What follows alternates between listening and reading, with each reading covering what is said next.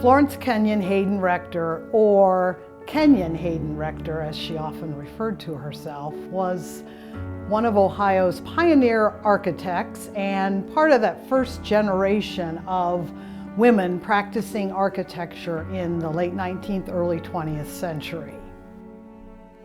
She was one of 3 women who were enrolled at the Ohio State University School of Architecture in 1901, and that was shortly after the program was established.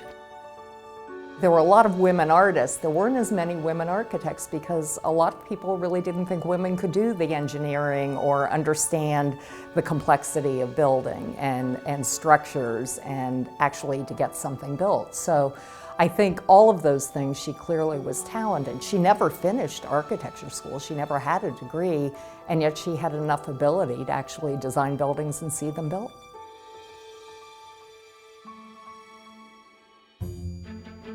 Locksley Hall, originally known as the Women's Dormitory, this was Kenyon Hayden Rector's first major commission, and she was only 24 years old. She was recommended by Joseph Bradford, who was the university architect at the time, who was familiar with her work. She submitted plans. The Board of Trustees approved her preliminary plans, but they stipulated that she should work with a male architect. And that was Wilbur T. Mills, who is most famously known as the architect of the Columbus Main Library on Grant Street. Basically, it was a marriage of convenience. It wasn't something that she wanted or felt that she needed. As she recalls in an interview later in her life, she had become very frustrated working with Mills on finishing up some plans. And actually, her day books support this information. She often had to meet with the Board of Trustees or the building committee by herself because Mills was out of town or Mills was not available or not present. And then on June 30th, 1907, her day book entry is, "Spent all day correcting Mills' specs." The next day's entry says, "Fight with Mills." In the morning. Work on this We've got tonight. to do this in the No, morning. we need to do it tonight. But what should I do tonight? Think about it. At the end of the entry, it just says, "Dead."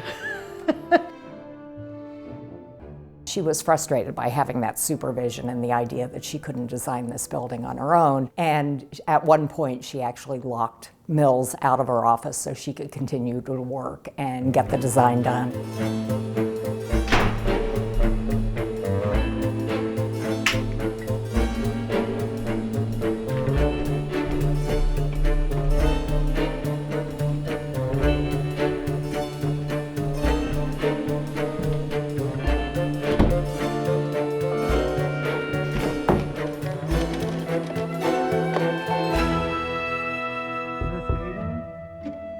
Miss Hayden. I think it says to me that she didn't just settle, she could do it better than the men. I'm impressed by a woman of that age, at that period of time, being able to design a building at Ohio State. So the plans were approved in August of 1907. The building opened in 1908 and was the first residence hall for women on the OSU campus.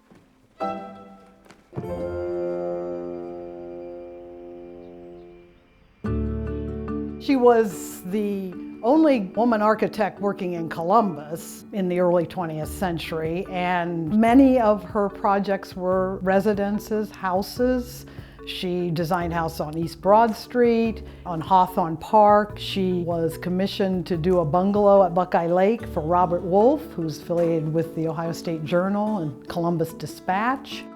When she married James Rector, who was a local physician, she designed his medical building. And this building, sadly, is no longer standing. It was at the corner of State and 6th Street, but it was considered really a model in efficiency in medical office designs. I think she was a modern woman, and her designs look very 20th century, even though they were designed in the early 20th century. It was a period of time when people were starting to think of homes as domestic science. It was when women became the people who managed homes, complicated homes. And I think her homes reflect that knowledge and that personal knowledge as a woman, a mother, a wife, and an architect. She was involved, along with her sister, Gillette, in the modern suffragette movement. They were both involved in the national women's movement and the idea of getting the 19th Amendment to the Constitution passed to give women the vote. In 1920, she wrote a publication called Women Awake, recounting the history of the women's suffragette movement, and then putting out a final call to action for women to still step up to the plate and make sure that the 19th century amendment was actually ratified.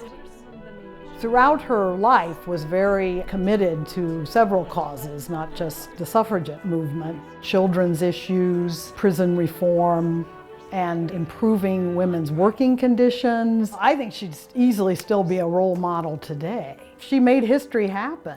She broke down barriers in a male-dominated profession of architecture, and she was very passionate about a number of early 20th century reform issues. So, what a woman!